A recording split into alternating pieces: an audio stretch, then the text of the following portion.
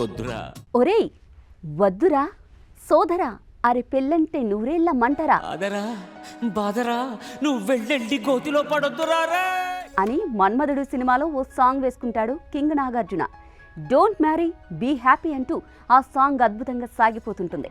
ఇప్పుడు అదే పాటను మాటల రూపంలో చెబుతున్నారు సైంటిస్టులు. అవును, పెళ్లి చేసుకుంటే మతిమరుపు గ్యారంటీ అని తేల్చేస్తున్నారు. అంతేకాదు, సింగిల్గా ఉండే వాళ్ళకి బ్రెయిన్ బాగా పనిచేస్తుందని కూడా ప్రూవ్ చేస్తున్నారు. ఇదేంటి, పెళ్లికి మతిమరుపుకి లింక్ ఏంటని ఆలోచిస్తున్నారా? అసలు సైంటిస్టులు ఎందుకు ఇలా చెబుతున్నారో నేను మీకు ఎక్స్ప్లెయిన్ చేస్తా. మొత్తం క్లియర్గా వినండి. మీ ఇంట్లో పెళ్లి అని ఊరికే చికాకు పెడుతుంటే వారికి ఓసారి ఈ వీడియో చూపించండి. ఇవి నేను చెబుతున్న మాటలు కావు, సైంటిస్టులే చెబుతున్న నిజాలు. కాస్త వయసు పెరుగుతుందంటే చాలు సమాజం నుంచి ఒక్కటే గోల. ఆఫీస్కి వెళ్ళినా, చుట్టాలింటికి వెళ్ళినా, ఆఖరికి ఫ్రెండ్స్ కూడా పెళ్లి గురించే మాట్లాడుతుంటారు. అసలు పెళ్లి లేకపోతే లైఫే లేదన్నట్టు కలరింగ్ ఇస్తుంటారు. వారందరూ తెలుసుకోవాల్సిన విషయం మాత్రం ఒకటి ఉందని చెబుతున్నారు సైంటిస్టులు. అమెరికాలో ఫ్లోరిడా స్టేట్ యూనివర్సిటీకి చెందిన పరిశోధకులు ఓ రీసెర్చ్ చేశారు. దాదాపు 24,000 మందిపై జరిగిన భారీ పరిశోధన ఇది. ఈ 24,000 మందికి పెళ్ళయిందా లేదా, విడాకులు తీసుకున్నారా, సింగిల్గా ఉన్నారా అన్నదాన్ని గమనించారు. ఇదంతా 18 ఏళ్ల పాటు జరిగింది. పెళ్లికి ముందు, పెళ్లి తర్వాత వారి మెదడు స్థితిని పోల్చారు. అప్పుడు ఊహించని విషయం బయటపడింది. పెళ్ళైన వాళ్ళకంటే పెళ్లి చేసుకుని వాళ్ళకి, ఇంకా విడాకులు తీసుకున్న వాళ్ళకి మతిమరుపు వచ్చే ప్రమాదం తక్కువగా ఉందని తేలింది. ఇంతకీ ఇలా ఎందుకు జరుగుతుందో తెలుసుకోవాలనుకుంటే ముందు మతిమరుపు అంటే అర్థమేంటో తెలుసుకోవాలి. చాలా సింపుల్గా చెప్పాలంటే, మనం నిన్నేం చేస్తాం, ఏం తిన్నాం, ఎవరితో మాట్లాడడం లాంటి విషయాలను కొంచెం కొంచెంగా మర్చిపోవడం ప్రారంభమవుతుంది. మొదట చిన్న చిన్న విషయాలు మర్చిపోతాం. తర్వాత మనం ఏం మాట్లాడాలి అన్నా తడబడిపోతాం. ఏ పని చేయాలో కూడా అర్థం కాదు. ఇలా మెదడు నెమ్మదిగా పనిచేయడం స్టార్ట్ అవుతుంది. మెడికల్ భాషలో ఈ పరిస్థితిని డిమెన్షియా అంటారు. ఇది ఒక రకమైన మెదడు సమస్య. ఎక్కువగా వయసు పైబడిన వాళ్లకు కనిపిస్తుంది. ఈ డిమెన్షియాలో చాలా రకాలున్నాయి. అందులో అల్జీమర్స్ అనేది చాలా కామన్. ఇక అమెరికా పరిశోధన ప్రకారం సింగిల్గా ఉండే వాళ్ళకి డిమెన్షియా వచ్చే ఛాన్స్ తక్కువగా ఉంటుంది. ఎందుకంటే వాళ్ళకి జీవితంలో స్వతంత్రత ఎక్కువగా ఉంటుంది. వారికి వారుగానే నిర్ణయాలు తీసుకుంటారు.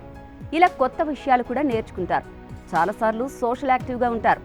దీని కారణంగా మెదడు పనిచేసే విధానం మెరుగవుతుంది. అటు పెళ్ళైన వాళ్ళు ఎక్కువ ఒత్తిడిలో ఉంటారు. చాలా పెళ్లి జంటల్లో ఆనందం కన్నా బాధే ఎక్కువగా కనిపిస్తుంటుంది. ఇలాంటి పరిస్థితుల్లో మెదడుపై ఒత్తిడి పెరుగుతుంది. అదే చివరకు డిమెన్షియాకు దారితీస్తుందని పరిశోధకులు క్లియర్ కట్ గా చెప్పేస్తున్నారు. పెళ్ళంటే తోడుగా ఉండడమని చాలా మంది భావిస్తుంటారు. అయితే చాలాసార్లు అదే పెళ్లి ఒక పెద్ద ఒత్తిడిని తీసుకొస్తుంది.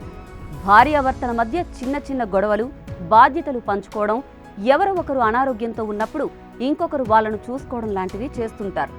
ఇవన్నీ చూడ్డానికి ఆప్యాయంగా అనిపించవచ్చు, కానీ ఈ పరిస్థితులు నెమ్మదిగా మెదడుపై ఒత్తిడిని పెంచేలా చేస్తాయి. అంతేకాదు, పెళ్లైన జంటలు చాలా సందర్భాల్లో ఒకరినొకరు అనుకరించేస్తుంటారు. ఇద్దరిలో ఒకరు అలసత్వంగా ఉంటూ ఆరోగ్యాన్ని పట్టించుకోకుండా ఉంటే మరొకరు కూడా అదే చేస్తుంటారు. ఇది కూడా మెదడుకు హాని చేస్తుంది. మరోవైపు పెళ్లి చేసుకుని వారు ఎక్కువగా స్నేహితులతో గడిపే అవకాశాలుంటాయి. కొత్త పనుల్లో పాల్గొనే స్వేచ్ఛ ఉంటుంది. సమాజంతో ఇంటరాక్షన్ ఎక్కువగా ఉంటుంది. ఇవన్నీ మెదడుకు యాక్టివ్గా ఉండేందుకు ఎంతో ఉపయోగపడతాయి. ఇక ఈ పరిశోధన గురించి కాస్త డీప్గా కూడా థింక్ చేయాలి. ఈ స్టడీలో కొన్ని పరిమితులు కూడా ఉన్నాయని చెప్పాలి.